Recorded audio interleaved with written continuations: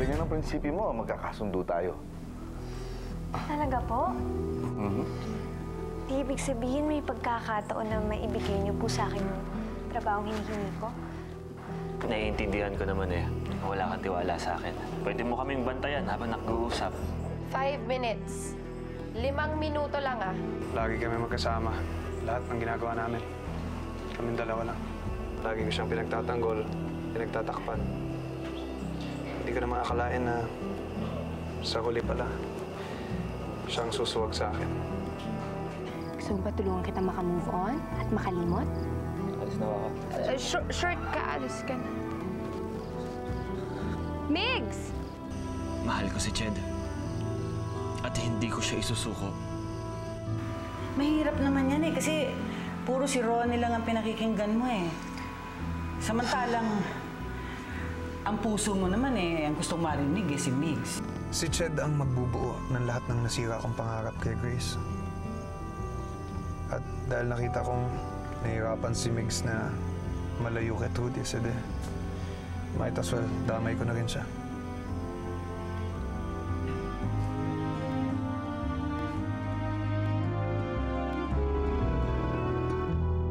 I'm ready, Kuya Nick.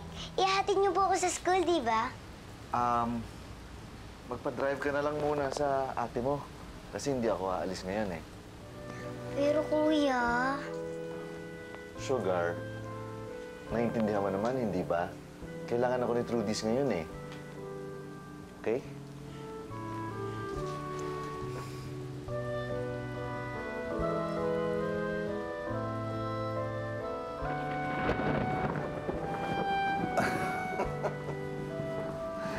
Wala, yan anak, huwag ka matakot.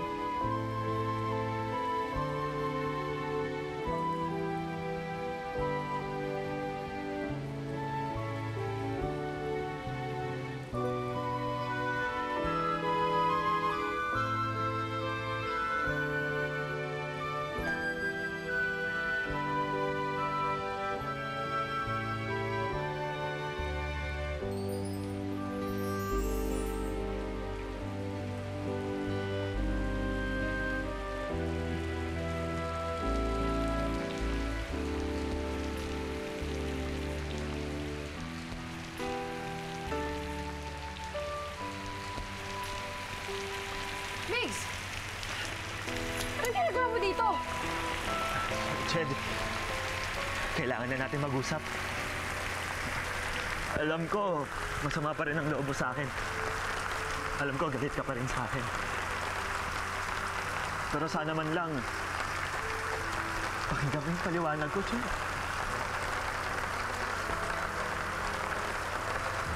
Sedes, Laura! Ito na naman. Sinasabi ko na nga ba eh. Tay! Hoy! Tigil-tigil naman ang panloloko sa amin, ha? Tay! Wala kang karapatan tumungtong dito sa bahay ko! Tay, tama na. Ako na akong bahala dito. Hindi! Ako ang bahala dito! Tay! Bibilugin lang ng taong tong ulo mo! At hindi naman po ako papayag na bilugin lang ni Kuya Martin yung pag... Wala akong pakialam sa kapatid mo! Huwag mo sisiraan ang kapatid. Kita mo? Sinisiraan ang kapatid na mismo! Hoy, bugoy ka, ha? Ikaw! Yung kapatid mo ay ilalaglag mo para na masuwag ang gusto mo! Tumigil ka! Umalis ka rito sa bahay ko! Tay! Bago ako magagawa ng pagsisisi mo! Tay, tama na! Hindi! Tama na, Tay! Pumasok ka doon sa loob! Umalis ka! Migs, umalis ka na! Ako, ahapas! Tay, tama na ho! Tama na ho, Tay! Migs, umalis ka na! Tay, tama na! Tama na! Umuulalaglag! Narito ka sa pamamahay ko! Tay, tama na ho! Mas ka! Tama na!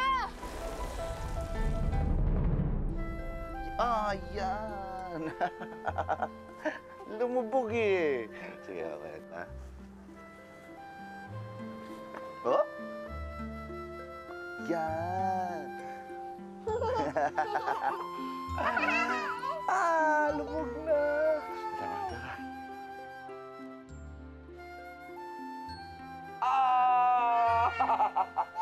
Tara, tara. Oh, Precious. Kanina ka pa dyan? Kakarating ko lang naman po kasi pumunta po ako dun sa farm nyo.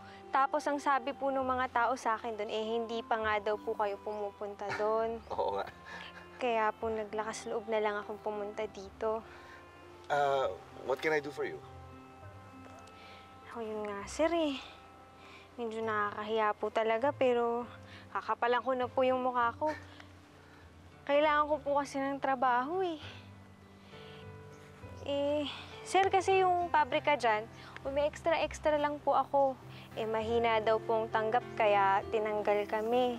Kaya nangangailangan po talaga ako. Alam mo, Precious, kukunin naman talaga kita eh. Kaya lang, pinapaayos ko pa dahil hindi ko alam kung saan kayo ilalagay dahil parang hindi ka naman bagay sa farm. Naku, sir. Huwag kayong mag-alala dyan. Kahit anong trabaho tatanggapin ko po, hindi po ako mapili. Tulad ni Trudis, baka kailangan niya po ng yaya. Kaya ko rin po yun.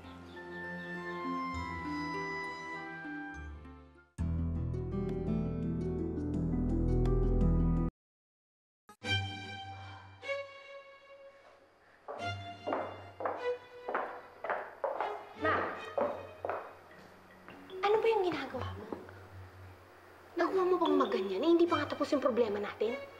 Ako, ayoko magka-wrinkle sa kakaisip ng solusyon. Bayaan mo na yung galamay kong dumiskarte doon. At sino namang galamay mo? Si Precious? Shhh! Huwag kang maingay. Siya na nga lang yung alas natin eh. Baka mamaya mapurnada pa. Well, sabihin mo dyan kay Precious, galing-galingan niya. At pwede ba pakisabi na bilis-bilisan niya at baka sipain ko siya palabas ng pamamahay na to? Honey, hindi ka dapat magalit kay Precious. Hindi mo siya kalaban. Kakampi mo siya, anak. Kakampi natin siya. Paano naman ako nakakasiguro? Ha? Paano mo masasabing hindi yan babaliktad, Ma? Hindi niya magagawa sa akin. Believe me. Aray! Ano ba? Dahan-dahan! Marunong ka ba mag-pedicure? Kasi puro kaartehan. Dami-dami na nangyayari. Papapedicure ka pa. Sinisi mo pa ako. Galingan mo. Naku, sir, hindi niyo po na itatanong. Mahaba pong pasensya ko sa mga bata. At saka, mukha naman kami magkakasundo ni Trudis eh. Trudis, gusto mo maglaro? Marami akong alam na laro. Ha? Ano, Trudis, gusto mo ba siya? Kuya! Precious, pakipasok mo na muna si Trudis sa loob ng bahay, please. Sige, ako na bahala. Ito tayo, Trudis. Wala ka ba talaga konsensya? Pati ba tayo dadamay mo? Tanggapin mo na kasi. Lahat ng napapalapit sa'yo, napupunta sa akin. O kasi, umuwi ka na sa akin. Tony! Kaya mo na sa akin. Riggs! Hoy! Ano ba nangyayari dito? Ano to? Pasensya ka na, Nick. Susundin ko lang sana si Trudis. Sasama ko kay Natched. Sir, ako ho ang dapat gumagawa nun.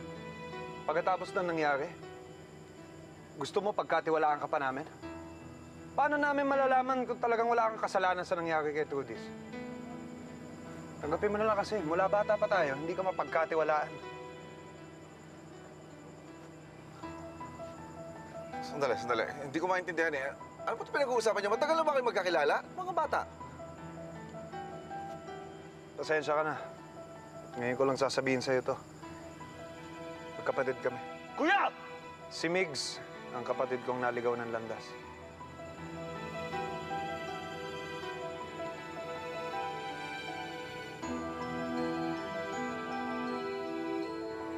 I'm sorry, Sir Nick. Wala naman ho akong hinangad na masama eh. Wala akong binalak. Paano naman ako maniniwala sa'yo? Hindi ko kilala ang pagkatao mo.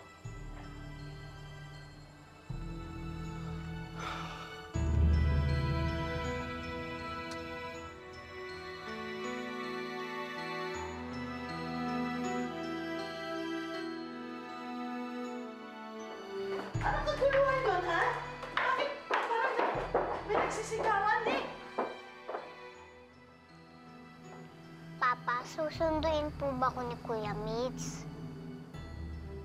Hindi na, anak. Simula ngayon, hindi ka nasasama kay Kuya Mix mo, ha? Simula ngayon, si Ate Precious na magiging kasama mo.